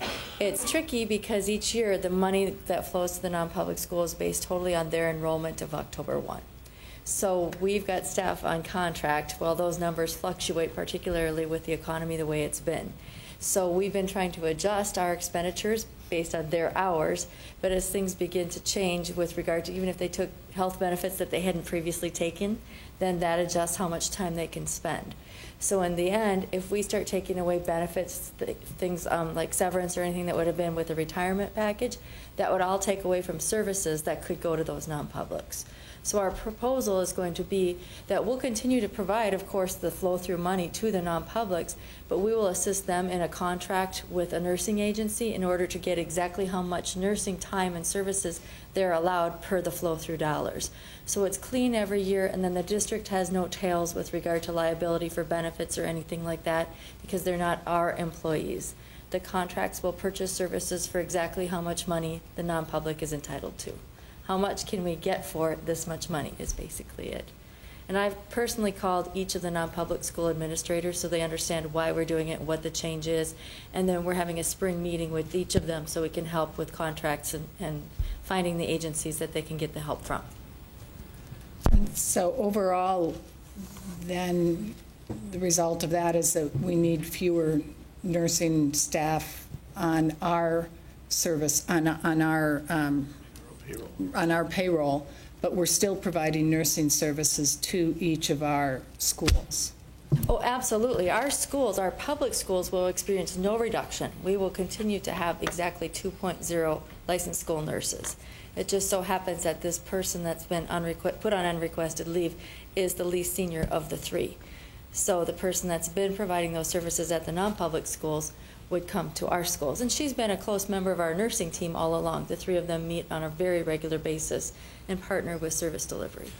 So if I'm hearing you, it's an efficiency thing, whereas the non-publics don't need as much services, and so maybe we were overstaffed, and so now we're going to be more exact by contracting out for the exact number of hours they need. That's exactly right, because we've tried desperately to get it just right, but it's really an impossible task in terms of we don't know when we're staffing each spring what their next October number will be. So currently the district's actually taking on some liabilities for our non-public partners, and we partner very well with them, but we need to be also protecting our resources. Yeah, and I take it that the contract that we have requires that it be the least senior nurse that gets placed on this unrequested leave of absence, and that's the contract? Absolutely. They're on the teacher's contract. Our licensed school nurses are part of our teachers' union contract, so it's very clear the process for who. We really don't get a choice in terms of who would be placed on the unrequested leave. So will there be a plan then if you have to reintroduce? I mean, we heard from a mother, and I was really moved by that, and I understand what we're saying here, but is there going to be a plan then if you're going to be reassigning nurses and making those student, parent-nurse connections and really facilitating that transition in a way that meets the needs of all of our students, because that's critically important here.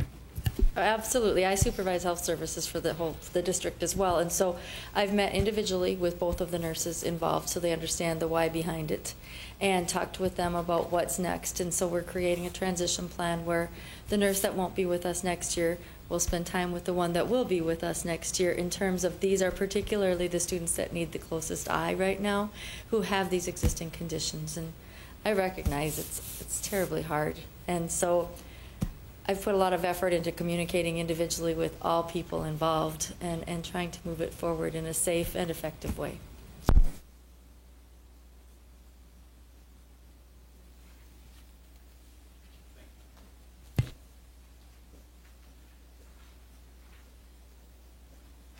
Dr. Bowers will present the superintendent's recommendation. Good evening, everyone. First off, I would too like to thank the facilities task force that met. What a thorough job of really vetting every single option possible. And then having a very, as Joe said, it's really difficult to tease it out and say, here's the one right answer. But I thought that you did a marvelous job of talking about why that was fiscally responsible and what that your recommendation is. A week ago, last Monday, we had a meeting with Sandy Celine, myself, from Wold, Paul Aplikowski, and then also we had representatives from Ehlers.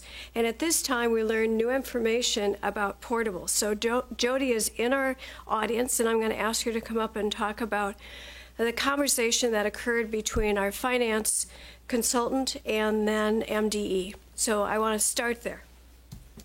Thank you. So Joel Sutter is my colleague at Ehlers. He was also at the meeting on the 15th, and you guys recognize his name. I'm sure he's been here a number of times. He talked to Bill Kiso directly. Bill Kiso is the person at the Department of Education who approves lease levy financing for school districts. It's been a long time since they've approved any financing for portables, and they were very reluctant to approve lease levy financing at the level that we were discussing. So that was new information last week. He did say that if the district was interested in doing a permanent addition to the district, as long as the costs were reasonable, they have some different standards and they would be willing to approve the lease levy financing for permanent additions to schools. Thank you. So with that new information in mind, I have both a short-term and a long-term recommendation that I am based on the committee, the task force review to me, that I am going to make tonight.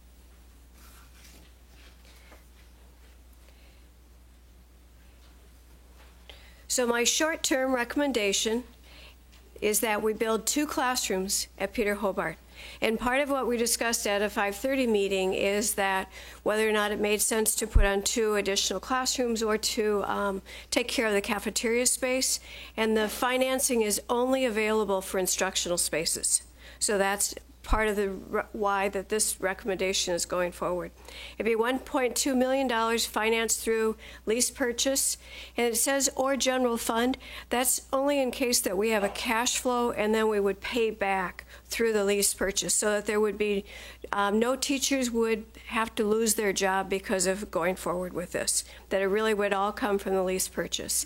The goal would be to have it open as soon as possible, but we know that with the weather that we currently are having and we have several different approval processes that have to be put in place, that the latest that we would hope to have it open by would be January of 2014.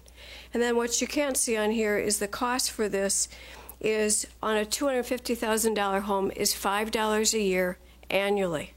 So if you divide that by 12, it's a very small cost. So that's my first short-term recommendation, and one that I'm going to ask the board to discuss later on in the agenda. The second part is the long-term discussion, but that really is tied more to a referendum, so I am not asking the board to make a decision about that tonight. And that is that I believe that additions at Peter Hobart, Susan Lindgren, and Aquila are needed to accommodate enrollment, but in part because I know that both at the Senate, the House, and the governor are all recommending full-day kindergarten. And I want us to be ready for that. I believe that the sooner that we can provide high-quality, all-day programming to our youngest learners is good quality education. And so I want us to be ready. I think that the new space standards that they talked about, whether it's Spanish on the stage or making sure that for adaptive FIAD that we've got adequate space, I think it's important for us to take that in mind as well. And then the addition to Peter Hobart cafeteria. But as you can see that there is a larger price tag with that, and how that we're going to have to pay for it is, and what I would put on the agenda that Bruce and I've talked about putting on the agenda for next time, is really talking about a November referendum.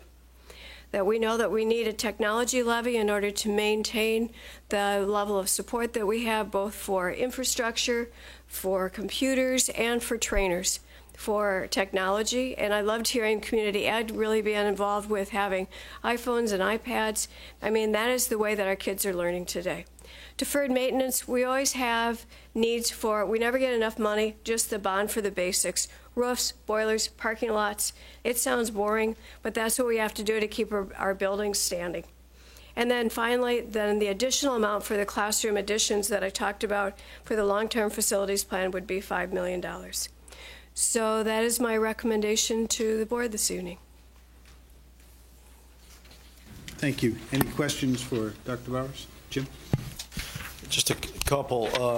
On your short-term plan, and you talked about the general fund, what would be the longest? I understand it's a cash flow issue that you know, if to get it started in a timely fashion, that we might have to fund some things out of the general fund, and then we would take it out when we do the lease purchase, and there might be a timing issue there, right? So for cash flow, what would the longest? What are we talking? How long until we would repay? I'm going to ask Sandy to begin, and if she needs assistance, we'll have Jody come on up. It's great having these outside experts to assist us. Thank you. So we can move forward with lease purchase financing pretty quickly. I just heard back from another person who's key to the process at the Department of Ed today, and he thinks that he could turn that around fast. So we're thinking, initially, the timeline that we talked about last week was getting the financing in place by early July, but we might be able to move that up a little bit, have you approve it at your meeting at the end of May. I think you have a May 28th board meeting, and then probably close and get the funds in June. So depending upon what bills you might have prior to that time, I think we'll be pretty close to getting you the money in time. You always have 30 days by law to pay any bills that are presented to you. So, Paul might have a better sense for how quickly some of those bills might come in, but we'll be pretty close, I think. And we can certainly negotiate with our contractors too. Right, yes. If the snow ever stops, right. Okay, and then. So probably a short period of time. I think up to a month at the most. So what you're saying is at the most, the worst case scenario, we borrow from the general fund for a month and we repay it back with the lease purchase. Correct. If we needed to make a payment, obviously we're not going to pay it all up front, so there'll be some, I suppose, draw requests and things, so it'd be a partial payment we'd have to make. Mm-hmm. Okay, so 30 days. Mm-hmm. And so, all right, the interest on that is not going to be very significant, so really the general fund is almost a non-issue. Yeah, especially based upon what we learned today. A lot of this information is, as we've been playing it out, has been recent. So, yeah. Recent but accurate? Yes. Yes. Yes, we're good. We're talking to the right people. We're getting good information. Yes. Well, and then the second thing, you might as well stay up here. On the long term, we had talked about it in the past. When you're talking, we have increased dollars, and obviously that translates into annual debt, and that's what the taxpayers on their houses, the property taxes get hit for. But we've talked a little bit about refunding opportunities, so and we have some ability here, right? And then that's we don't necessarily have the exact amounts yet, or an estimate, but we have some estimates though. Yeah, I think things are looking really good to refund your 2005 bond issue, and we would move forward with that this fall. And on a $250,000 home, I think we're estimating that the savings would be about $18 annually. So the idea behind that is we're able to, because take advantage of the interest rate environment, and refund our outstanding obligations, pay them off, take on debt at a lower rate, which would lower the net effect on our taxpayers. Exactly. Very similar to home mortgage financing. Many people are refinancing their home loans right now, so it's very similar for the school district. We're looking at all your outstanding bond issues, the debt that you have, and any opportunities we have to refund.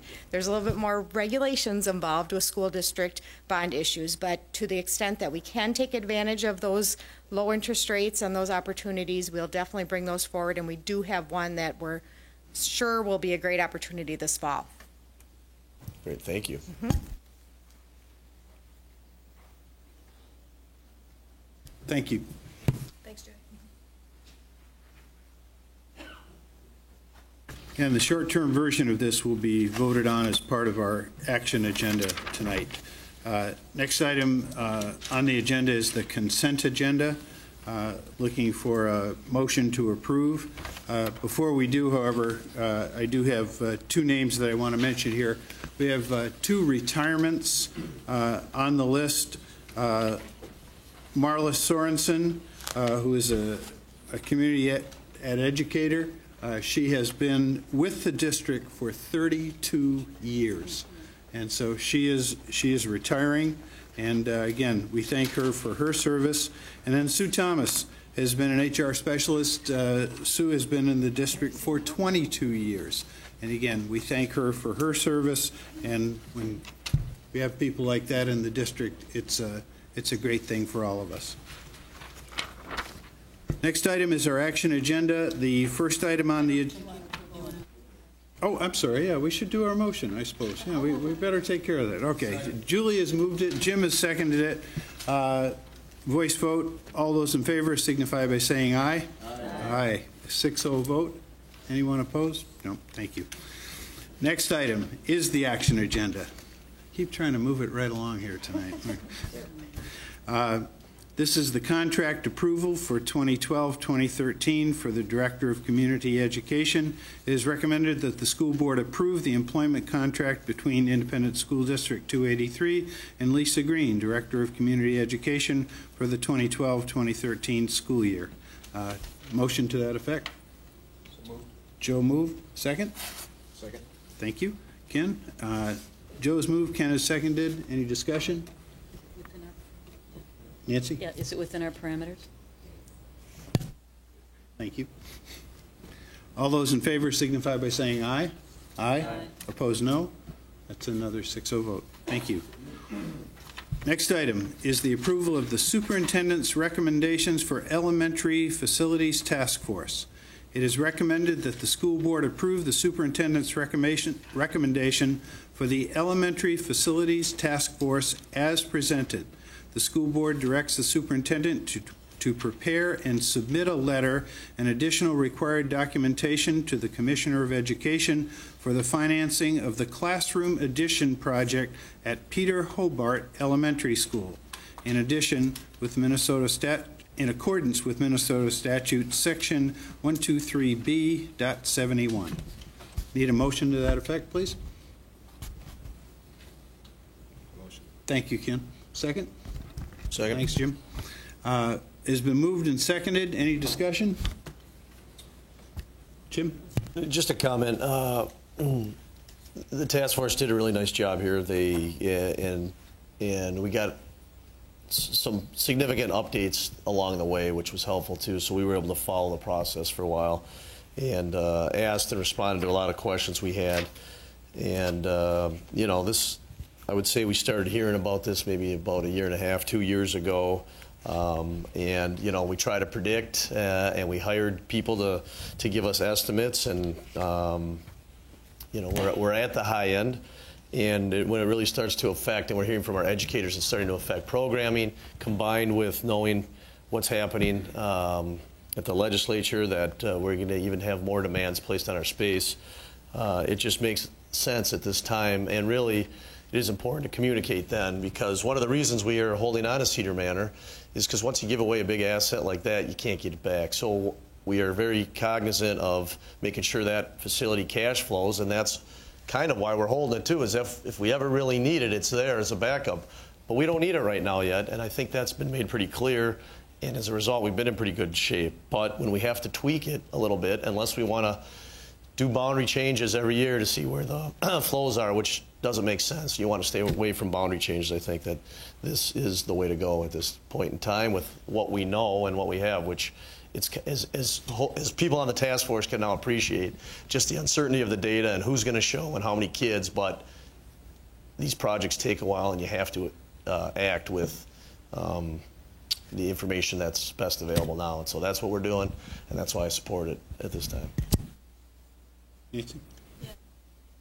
Yeah, you know, this proposal is to add 2 permanent rooms on to Peter Hobart as a you know, and they're permanent, and then there's the long-term referendum that we'll revisit at a later meeting. And I am kind of glad that we got to the permanent structures as opposed to the portables. I personally always had some reservations about spending that kind of money on portables that wouldn't be with us for the long haul, and having our kids in classrooms that are really trailers. And so I am kind of pleased that the MDE took the position it took, and that we are here, and we're going to be able to do a lease levy that's only $5 on a year for a home that's worth $250,000. And I think it'll be good. I think it'll do a short-term, but long-term part of what we'll do at Peter Hobart. And I know that there are creative things that Aquila and other schools will do as we look for the longer-term fix. So I'm thank the task force, and I'm happy to support this. Julie? It's just reinforcing it. I came to this reluctantly. It was clear we had issues, but I wanted to be clear that we had looked at alternatives and had participation and involvement in looking at the end result. So I think I've started to always refer to how we make decisions here, just emphasize the process, and I think the process was valuable. We needed that time and that involvement both to to become as certain as we can about where the projection numbers are going, and that we've looked at all the alternatives and come up with something I think that's economically very feasible.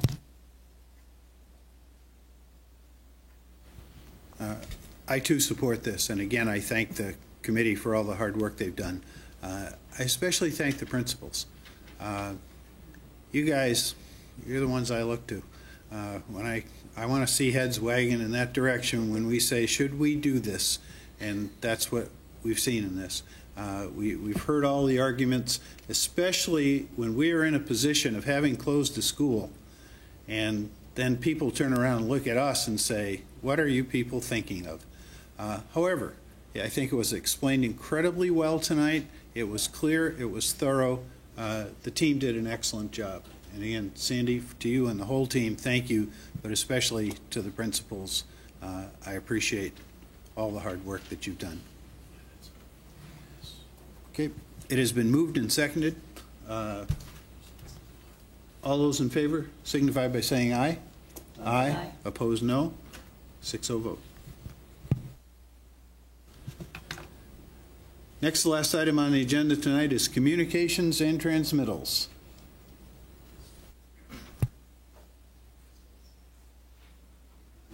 Joe?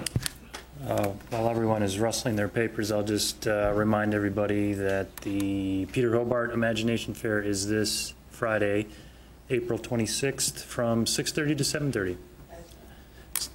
Lucky again that I have a principal 15 feet away from me to correct me if I'm wrong. Thank you.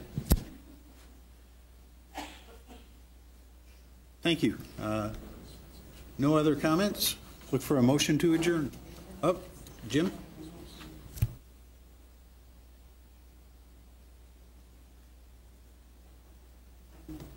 Any other comments? We had a listening, we're testing our memory. We had our listening session that Julie and I attended a couple weeks ago. I know the bulk of the discussion was about our space needs and issues and explaining, and a lot of it was just some dialoguing back and forth about that and search process.